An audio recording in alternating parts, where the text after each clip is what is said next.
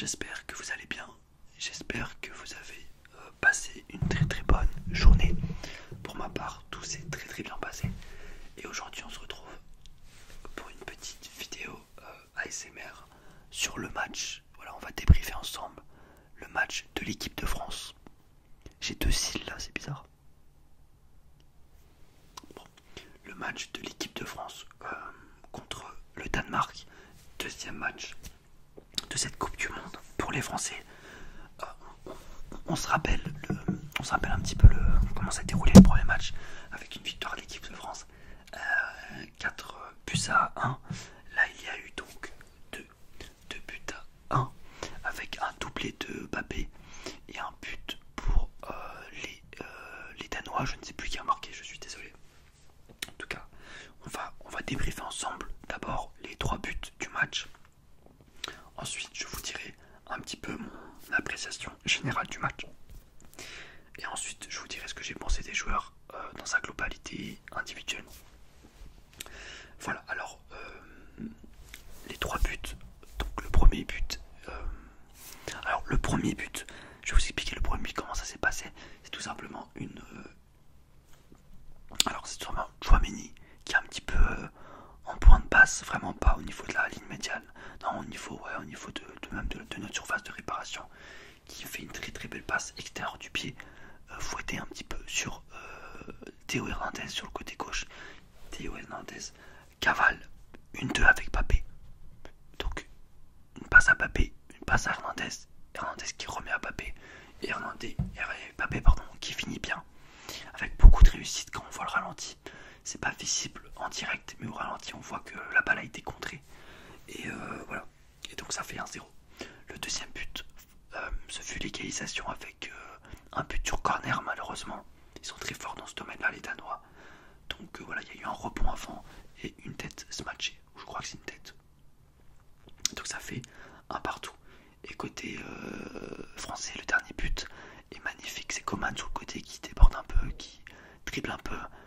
Griezmann récupère le ballon, un magnifique centre intérieur brossé sur Mbappé qui réussit à bien se démarquer, et Mbappé qui finit limite dans les buts de la poitrine, je crois, pour le donc 2-1. Et donc ce score fait qu'on est déjà qualifié pour les huitièmes de finale de la Coupe du Monde. Donc ça c'est super. Attendez, je vais me démêler les cheveux parce que c'est un petit peu trop serré pour moi là. Voilà. Donc ça c'est un très bon résultat pour nous,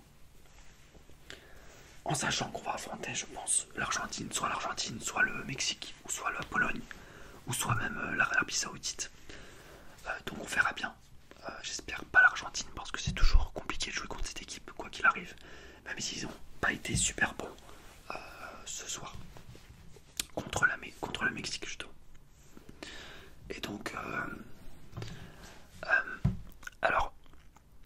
sur le match, j'ai trouvé qu'on a vraiment super bien joué. Personnellement, je ne sais pas ce que vous en pensez, n'hésitez pas à me le dire dans les commentaires. Et en fait, je trouvais qu'on a été très sérieux. Vraiment, en première période, on méritait de marquer. En deuxième période, ça a été un petit peu plus compliqué, même si ça allait, hein. Mais c'était un petit peu plus compliqué. Les Danois, de toute façon, c'est logique, on est en Coupe du Monde, donc les Danois ont essayé de forcer le verrou, on va dire. Et donc il y a eu plus d'occasions côté danois. Ils ont marqué, mais après on a su remettre un petit peu plus d'intensité pour marquer le deuxième but. Donc c'est très agréable. Et globalement, j'ai vraiment beaucoup aimé ce match. Je trouvais que côté français, il y avait pas mal de 1-2, pas mal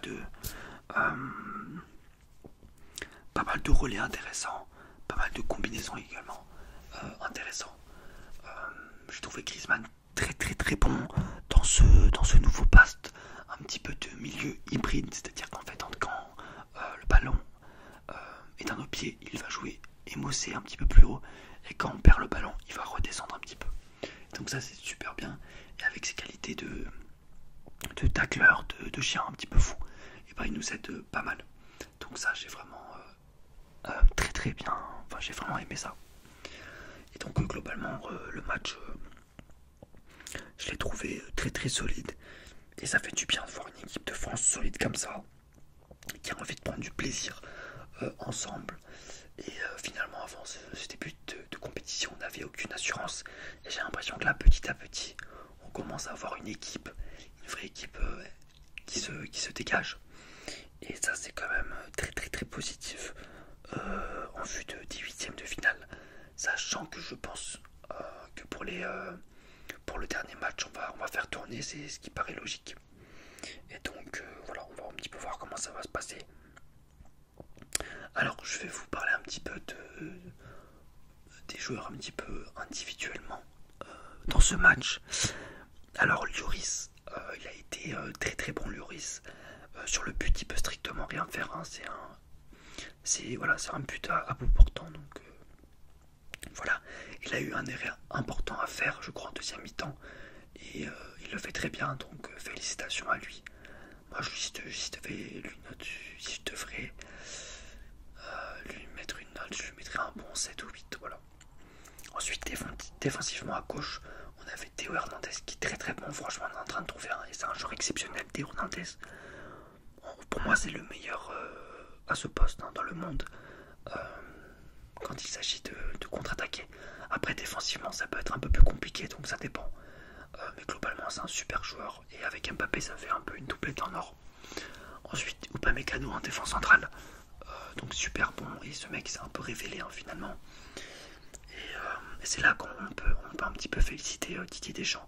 Parce que je pense que beaucoup d'entre nous voulaient que Upamecano ne soit limite pas dans la liste au vu de ses dernières prestations en équipe de France.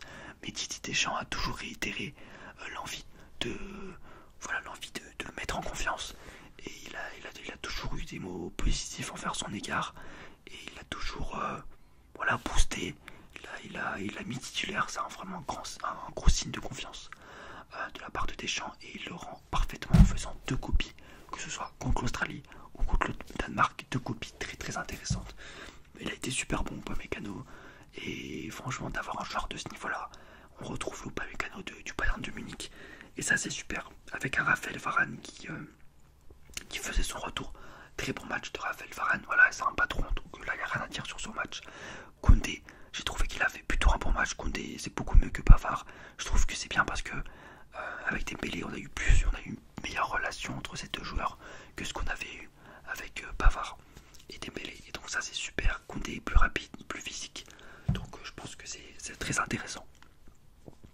Ensuite, on a eu Rabiot, Tchouaméni. On a vu, franchement, ils ont été très bons également.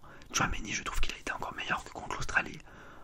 Voilà, il est sur le premier but et même je trouve qu'il a apporté un peu d'impact physique qu'il n'avait pas apporté lors du premier match.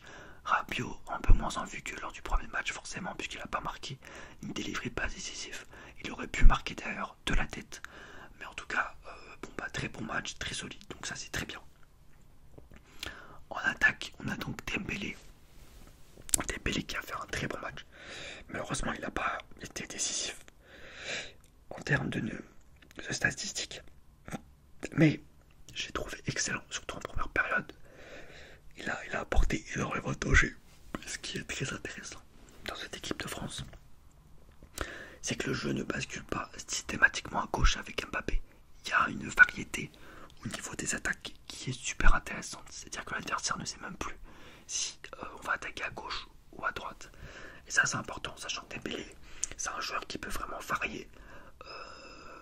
Il peut aller à gauche, c'est-à-dire qu'il peut rentrer dans l'axe, il peut déborder, il a les 2 pieds. Donc voilà, bonne chance aux défenseurs.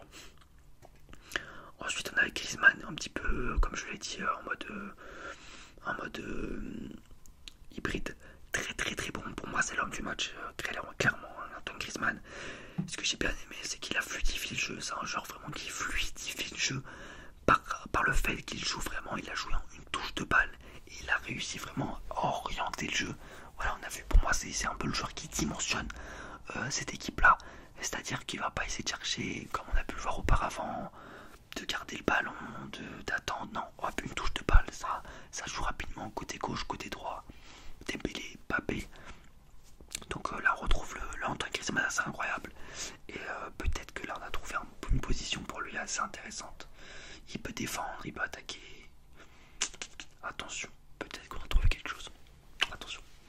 Ensuite, en attaque, on a donc Mbappé qui a fait dans le jeu pas un très bon match. C'est pas son meilleur match. Mais en tout cas, il a marqué ses 2 buts. ça c'est la marque des grands, donc j'ai rien à dire de plus. Ensuite on a Giroud qui a pas fait un super match. Alors après bon, il a essayé, il a réussi quelques remises de la tête, mais c'est pas suffisant. Mais bon, quoi qu'il arrive, il est quand même utile parce que quand on a vu que quand il est sorti, j'ai trouvé l'équipe un peu moins forte. Voilà, parce que Giroud il monopolise quelques joueurs, hein, donc ça c'est cool. Et donc voilà mes amis, donc globalement j'ai été vraiment satisfait de ce match. Et on attend la prochaine. Voilà mes amis, j'espère que ma vidéo vous aura plu. Et on se retrouve très vite pour une nouvelle vidéo, je l'espère. Et Inch'Allah on dit, même si je suis pas arabe, c'est pas grave.